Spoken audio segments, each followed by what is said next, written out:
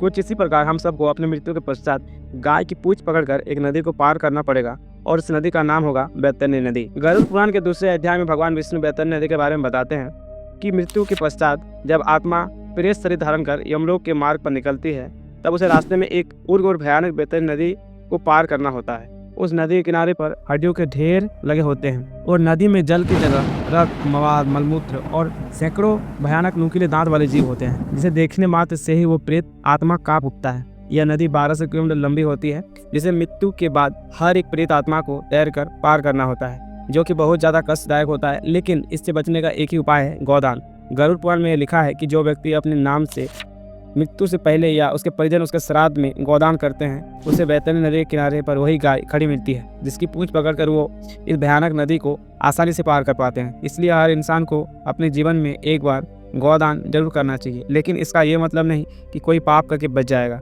गरुड़ पुराण में 36 प्रकार के नरकों का वर्णन है जो बैतरणी नदी पार करने के बाद मिलता है, जिसके बारे में जानने के लिए फॉलो और सब्सक्राइब कर लें। धन्यवाद।